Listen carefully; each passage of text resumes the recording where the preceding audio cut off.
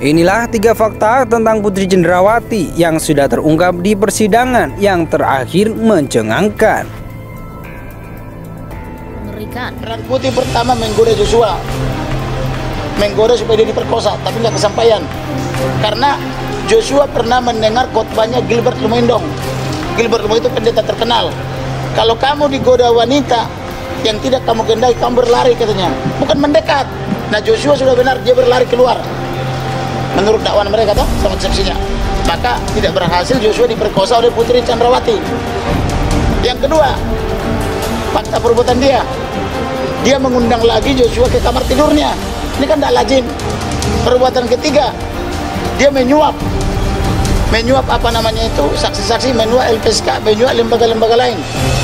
Sampai ke Arastana dia mengutus salah satu ketua komisi DPR. Nah, kemudian perbuatan berikutnya, menelpon suaminya, mengatakan almarhum Joshua kurang ajar. Kurang ajar itu kan kesimpulan, harusnya ada fakta-fakta.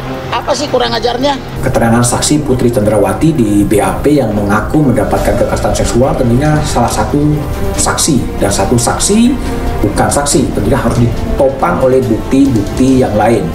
Memang ada keterangan dari psikologi forensik, tetapi problemnya adalah apa sih sebenarnya keterangan dari psikologi forensik dan bagaimana kemudian sang psikolog yang membuat asesmen itu kemudian dihadirkan ke persidangan dan menjelaskan sebetulnya asesmennya apa. Posisi Ibu Sambo itu ya, itu kan hanya diberitakan saja membuat laporan polisi pelecehan dan penodongan ya.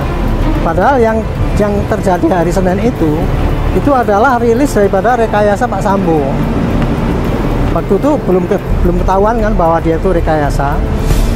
Yang dirilis hari Senin itu kan bunyinya ya, itu draft yang dibikin oleh Pak Sambo, oleh Fahmi itu gitu. Nah di dalam itu, rilis itu kan didalilkan seakan-akan ada 2 laporan pelecehan dalam penodongan. Nah sejauh ini kita kan nggak ngerti itu, apakah ibu itu memang betul-betul bikin laporan polisi atau itu hanya karangannya Pak Sambo doang gitu. Hingga saat ini sosok Putri Cendrawati sejak pertama kali namanya disebut sebagai korban pelecehan seksual masih menjadi misteri. Kepala Biro Penerangan Masyarakat Mabes Polri Kombes Pol Ahmad Ramadan menjelaskan tentang peristiwa traumatis yang dialami Putri Cendrawati. Hal itu ia nyatakan pada 11 Juli 2022 di Gedung Humas Mabes Polri 3 hari setelah terjadinya aksi penembakan di kediaman Putri Cendrawati. Dalam proses investigasi yang dilakukan oleh Badan Reserse Kriminal terhadap kasus penembakan yang menewaskan Brigadir Joshua, nama Putri Cendrawati kemudian diperiksa sebagai tersangka pada 26 Agustus 2022 atas dugaan keterlibatan langsung dalam tragedi penembakan tersebut. Sejak hadir sebagai terdakwa di persidangan, satu demi satu sisi misterius dari istri Ferdy Sambo ini mulai terkelupas dengan jelas. Berangkat dari pengakuan sejumlah saksi di persidangan, berikut ini deretan fakta tentang Putri Cendrawati yang membuat publik terperanjat. Fakta pertama, Putri Cendrawati membantah kalau dirinya ikut melakukan penembakan kepada Brigadir Nofriansah Yosua Huta Barat. Untuk Kamarudin, saya bukanlah penembak ketiga karena pada saat kejadian saya sedang berada di kamar untuk istirahat. Bantah Putri kepada kuasa hukum Brigadir J. Hal tersebut ia nyatakan dengan tegas saat di Pengadilan Negeri Jakarta Selatan dalam persidangan tanggal 1 November 2022 lalu. Putri melakukan sanggahan tersebut karena kuasa hukum Brigadir J sudah menyebut bahwa Putri Cendrawati ikut melakukan penembakan. Fakta kedua yang diungkap Putri Cendrawati di persidangan adalah bahwa dirinya tidak pernah menunjukkan Brigadir J sebagai ajudan pribadi. Joshua menjadi ajudan saya atas perintah suami saya. Itu karena ajudan sebelumnya yaitu Bribka Riki Rizal akan ke Magelang untuk menemani anaknya sekolah, ujar Putri. Putri juga menjelaskan bahwa dirinya tidak pernah menghubungi Brigadir J saat ajudannya tersebut dalam situasi cuti bekerja. Sementara menurut pernyataan Reza Huta Barat selaku adik kandung Brigadir J, hubungan antara kakaknya dengan Putri Cendrawati terbilang baik dan intens dalam komunikasi. Fakta ketiga yang paling mencengangkan sebagaimana sudah dikutip ayujakarta.com dari halaman Instagram @budikwoofficial pada 14 November 2022 adalah dari keterangan yang dikorek oleh Majelis Hakim kepada RT Susi diketahui bahwa pada 10 Juli 2022 Putri dan para ajudan masih sempat mengadakan acara makan-makan.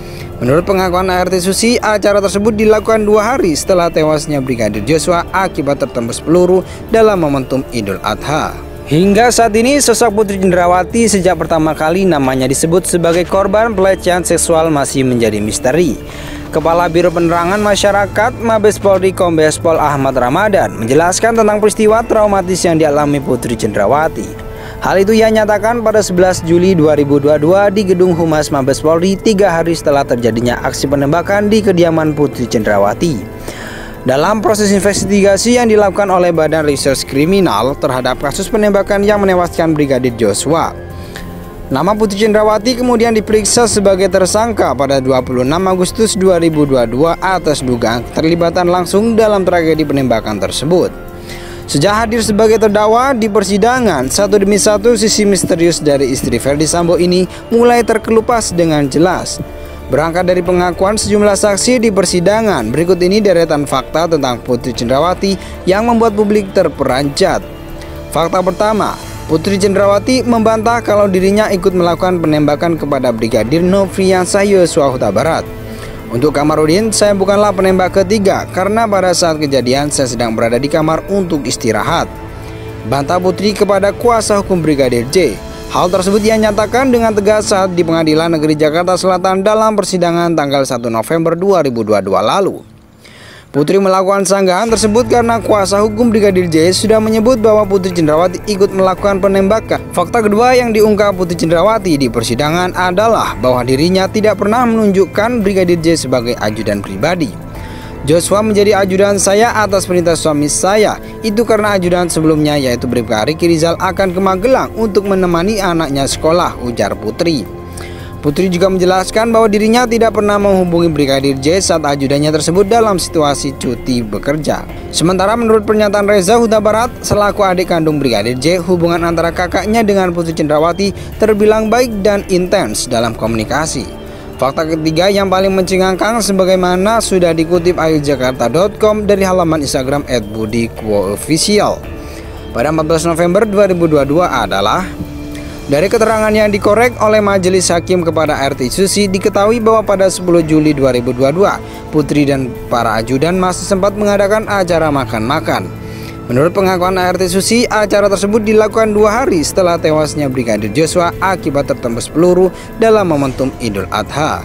Hingga saat ini sosok Putri Cendrawati sejak pertama kali namanya disebut sebagai korban pelecehan seksual masih menjadi misteri. Kepala Biro Penerangan Masyarakat Mabes Polri Kombes Pol Ahmad Ramadan menjelaskan tentang peristiwa traumatis yang dialami Putri Cendrawati. Hal itu ia nyatakan pada 11 Juli 2022 di Gedung Humas Mabes Polri 3 hari setelah terjadinya aksi penembakan di kediaman Putri Cendrawati.